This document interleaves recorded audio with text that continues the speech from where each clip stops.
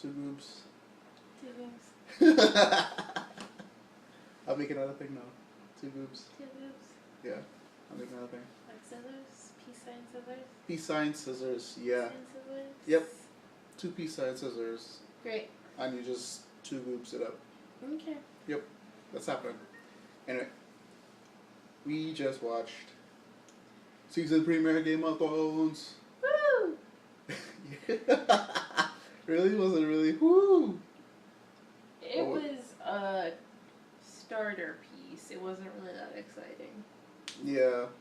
I feel like they're getting the storyline started. Yeah, and I wanted to be blown away with the first season because I was just so excited about the last season. And I think you just have first episode, not first season, sorry. Post-traumatic red wedding syndrome.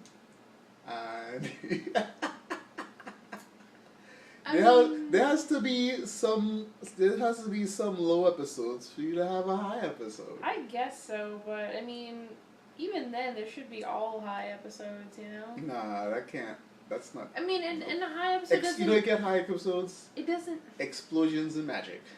Yeah. Well, you know what? What? There's fighting and sex and dragons. Yeah, there was fighting. There was sex. They have a budget. You know, they can't afford all these dragons. These dragons are. Yeah, that's why she gets 3. They're getting bigger. They're getting bigger. Yeah. They're taking up all the budget. They gotta save the special effects somewhere. Anyways. I'm just being facetious. All right, but it was enjoyable. I was pretty engrossed in the story. They're setting up a lot of characters. Prince Oberon. Oberyn.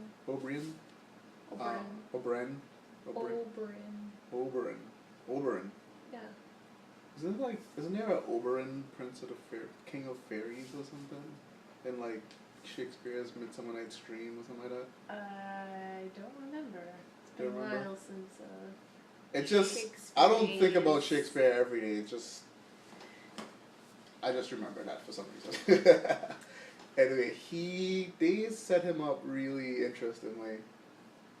You know, he's walking in the room, just casually puts his hand over the fire. It's great writing, you know, as he's walking towards these two guys. I think that'll be an interesting storyline and where they go with that, you know. He's in King's Landing amongst all the Lannisters and... He wants to kill him? He wants to kill all of them because he's raped and slayed his sister, Ilya. Cut her in half with a great sword. Cut her in half, yeah. With a great sword. Well, and I think also the Mother of Dragons, that's going to be a great storyline. When she finally gets to where the hell she's going, I feel like every episode is just like her walking with her thousands and unsullied thousands. and I feel like they're pacing her out. Like they have this great thing that they're gonna have her do. Yeah. But the rest of Game of Thrones isn't ready for it yet. So they have to like make her walk more. You know, kind of like. I mean, they could do more interesting things along the way, but she's gonna watch all those corpses. This is full of spoilers, so forgot to mention that earlier.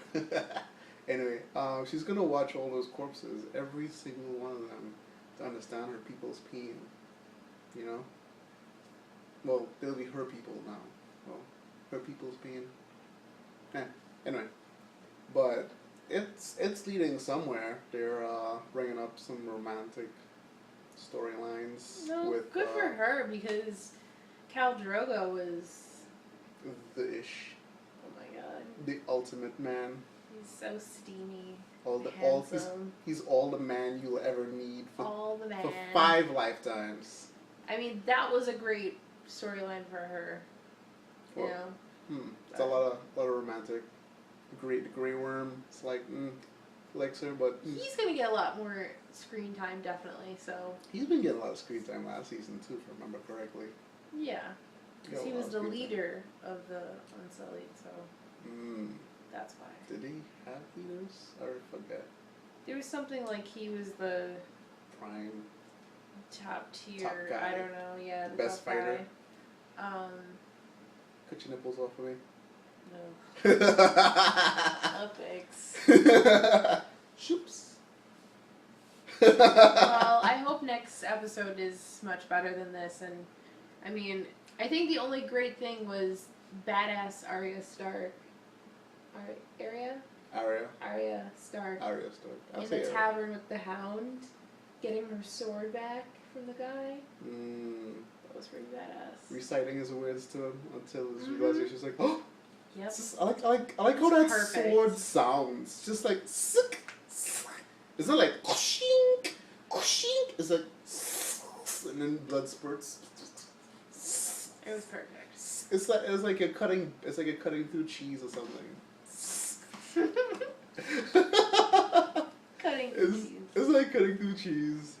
I'm interested to see what's his name? The Kingslayer, Jaime Lannister.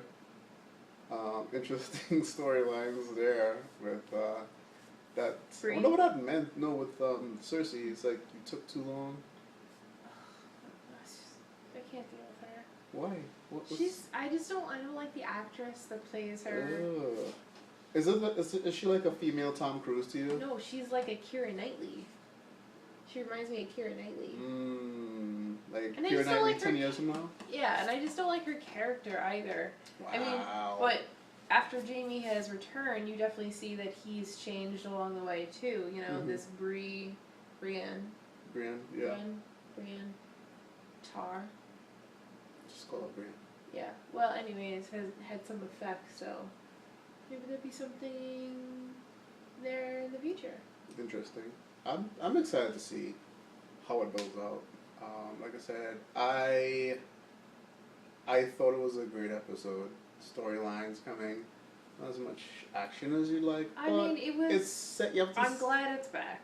You're glad it's back. I'm glad it's back, and I'm excited to see. It definitely was a starter episode and like a setting up episode.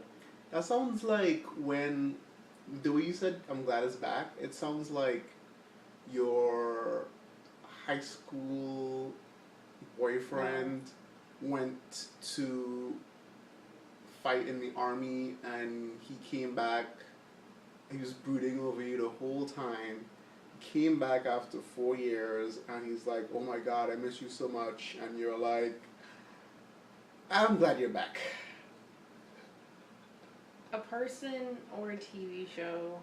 It's an analogy, and a great analogy. It's a terrible one. It was a great. I just thought it up. It was a great. I thought it up on the spot. Anyways, we're gonna wrap this up. Wow. Yeah. Wow. Oh my God. We're excited for the second one. Yeah, the first one. Of course, we're excited for the second one. Of course, it was. Alright. Yes. Granted, it wasn't like. Actually, no. You know what? I agree with you on that part of it, where at the end of the episode, with that great Hound Arya fight scene, it was like, oh, that was so great. And then right when they were walking, I was like, this is the end of the episode, right? I felt I wish the first episode had more moments like that. It was just like, you know what I mean? Yeah. It was pretty interesting because it kind of grabbed you, but then too, like I said, this is something you need those low moments for to build to the high moments, because that scene had extra emotional impact because you've seen all the stuff she's going through for all the seasons. Yeah. So and if they even did a flashback, right? Of when that guy killed. Yeah, they did. At the beginning of the episode. Yeah, right? the beginning. Yeah, but I guess they showed that so that when they showed her getting that moment later, like it has more relevance. Yeah. So it's kind of like a reminder / foreshadowing kind of thing. Yeah. Like these are the points we're gonna touch on in this episode. It's like Sansa Stark needs some pointers on how else to start. I feel I'm glad you brought her up. I actually forgot about that part of it. I wonder if that says something. Anyway, she's a boring character. That's why she needs to do something all the time. Well, she's mourning the loss of her entire family, pretty much. She doesn't know that Arya's still alive. All right, I get that, but she was like, okay, Arya. All right, great. I'm glad you brought it up. Look at it. Family dies. Arya kills people. She doesn't know her entire family's dead. Arya? Yeah. Alright, good point. How would she have heard that anyways? Sansa's... Wait, wasn't she there with the Hound? She was there. She wasn't Making me there. forget stuff. You forgot stuff. She She was there when they killed him inside the castle, because they remember she wanted to go help the direwolves. Remember they killed the direwolves right outside of the Red Wedding? She was there. You're making me go crazy. Alright, well, Yeah, so I need more she, recap you know, from they, last season. but of course they're different people. They handle things differently. But she's just overly mopey. I feel like that guy that was shadowing her, the guy that she saved. Yeah.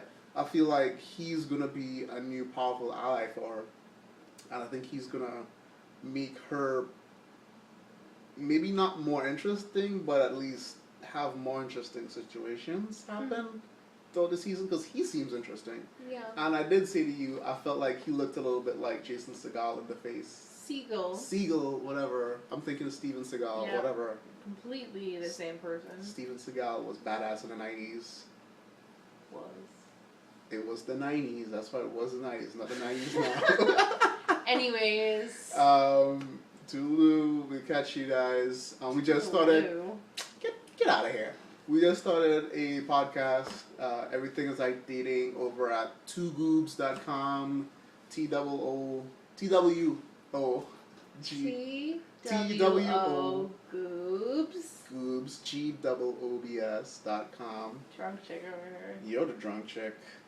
And this podcast, check it out. You can sign up for the newsletter. We're gonna we have a lot of things coming, guys. Like, subscribe. We're on Twitter now. Two Goobs. Search Two Goobs at Twitter. Instagram. And Instagram. Not anything up there yet, but we will. We will. It's coming. It's coming. Like Retribution on Game of Thrones. It's coming. Wasn't that a great line? Bye, guys. Wasn't that a great line when Oberon says the Lannisters aren't the only ones that pay their debts? Yeah. That was pretty bad.